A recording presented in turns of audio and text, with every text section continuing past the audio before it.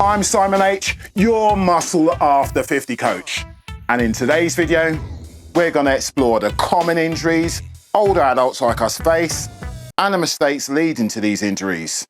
And then we're going to provide you with 2 robust action plans, one for avoiding those injuries and the other one for training post-injury. Let's dive in and turn your fitness journey into a safe and rewarding adventure. All right, first up, we've got that common shoulder injury. Yep, that rotator cuff tear, impingement syndrome. Now, why does that happen? Well, sometimes it's down to overuse, improper lifting technique, and a lack of flexibility. At number 2, we have that common knee injury. Yes, common issues like osteoarthritis and meniscus tears. Now, why does this happen? It can be down to high impact activities, poor alignment, and weak quadriceps. In at number 3, yeah, it's that lower back injury. Now, these common issues come from things like disc herniations, lumbar strains. And why does this happen? Well, it could be down to many things like poor posture, lifting too heavy a weight with improper form. Okay, in at number 4, we have elbow issues. Now, common injuries, tennis elbow, golfer's elbow. Now, why does this happen?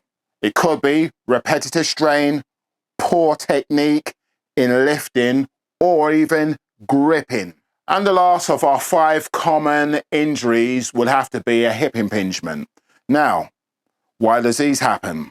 Usually it starts with weak hip muscles, lack of flexibility, and improper movement patterns. So now we know these 5 injuries, or 5 common injuries. Let's talk about the mistakes leading to those injuries. Okay, mistake number 1, and I'm sure we're all guilty of this at some point, if we've been training long enough, is skipping warm-ups and cool-downs.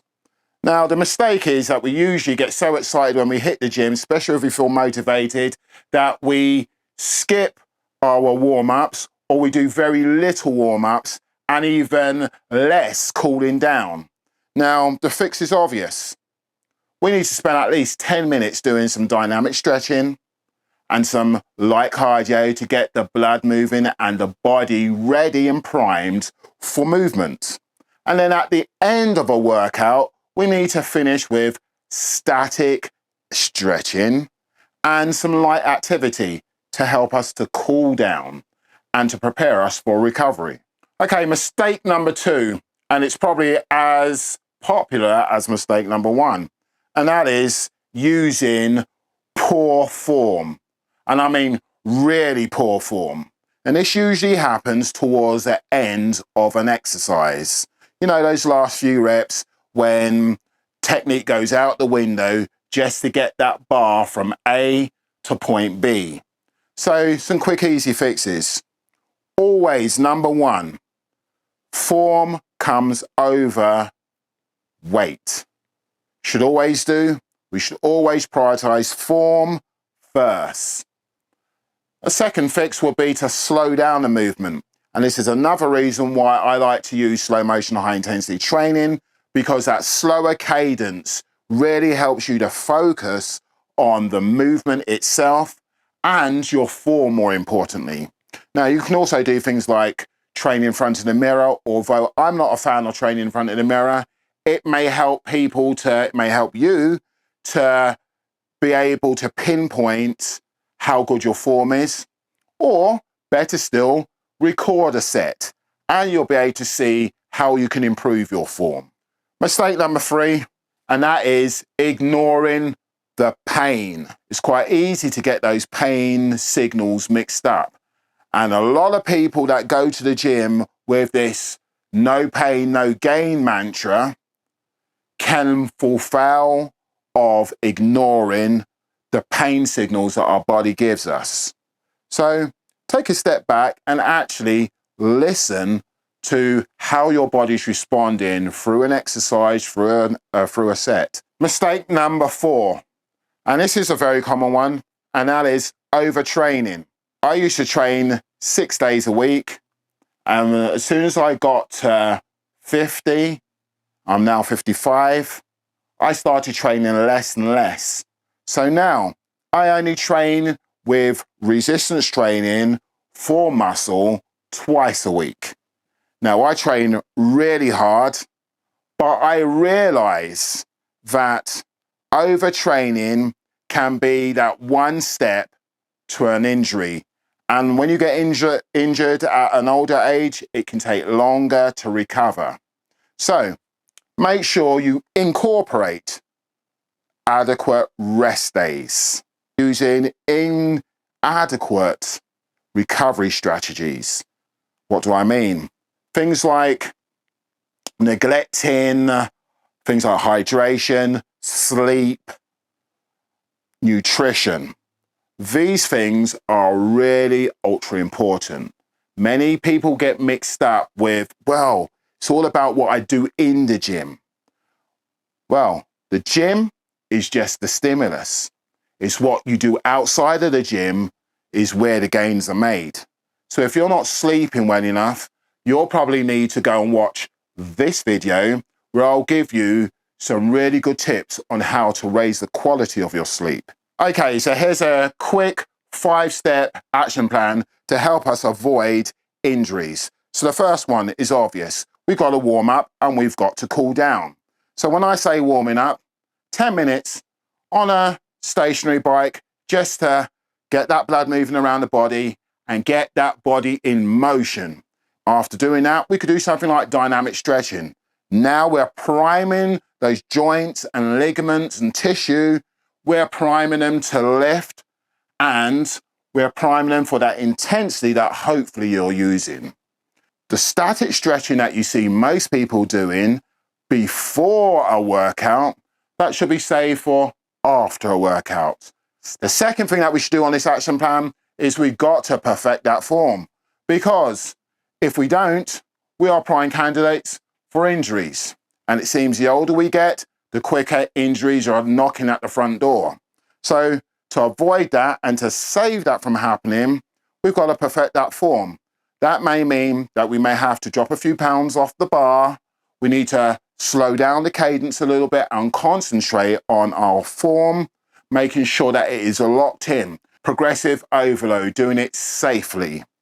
Now, if you're about maintaining strength, we can't keep doing the same workout every week with the same weight and the same intensity. I mean, that's like freewheeling downhill. You know, I'm wondering why the view's getting worse. So, you need progressive overload. Now, that doesn't mean that you've got to go in the gym and break records every time you walk through the door. No, well, it does mean that from time to time, you're going to need to step it up. And that might mean adding a few pounds on the bar. It might mean doing an extra repetition. But you need to regularly challenge yourself. Now, if you're a bit worried about injury, something might snap, you probably should be. But that shouldn't stop you from using good form and from time to time increasing your intensity and pushing to get a little bit stronger than you did a few weeks back. Number 4 is, through all of that, you've got to listen to your body. And that might mean that we may have to modify an exercise, drop an exercise, use something else, perfect our form. And the last one in our action plan is recovery. Focus as much on recovery as you do about the work in the gym. So there's at least 5 things that we need to consider if you're coming back from an injury. So the first one is always, you've got to consult a professional. So if you have a physical therapist, great, make use of them. Get them to make a tailor-made recovery plan for you, because that is going to put you on the right plane to be able to train and get stronger and to be able to recover fully from your injury. So you've got to follow their advice. You've got to stick to their prescribed exercises and the modifications they may give you. The second thing that we need to do is we need to have a set of reins on us, because we kind of need that gradual reintroduction. I know sometimes after a layoff, we can get really excited about getting back to the gym. Oh, that shoulder injury, oh, it's gone now. So yeah, I'm feeling full force now. So we try to start where we left off, and that obviously can put us back. So pay attention to taking things in a gradual step by step. So that may mean starting with 1 set for every exercise, a couple of sets for each muscle group, making sure that we adhere to that warm up and warm down and all of that good stuff. The third thing that we need to do is strengthen through flexibility. So we've had a shoulder injury, and for most of that time, you may have kept that shoulder pretty still. Problem with that is that we can lose flexibility. So we might need to do things outside of the gym that add strength and increases our range of motion. Because often we can have an injury, not do anything apart from recover, and then we go back and hit the weights. And because our body is very much, if you're not using it, you're going to lose it. And that goes for things like our flexibility. So then we get onto the weight, and here we go again doing some bench pressing. And our body hasn't been used to being in that motion. So we have tight muscles and joints.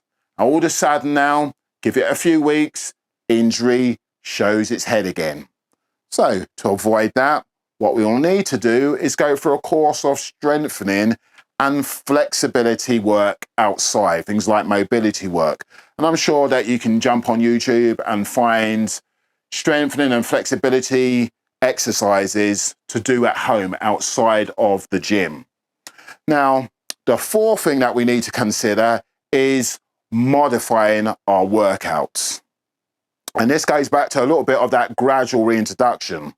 When we first get back from an injury, we can get that little boy's voice inside our head, rearing to go, oh, can't wait to get in that gym and show them weights, what they've been missing.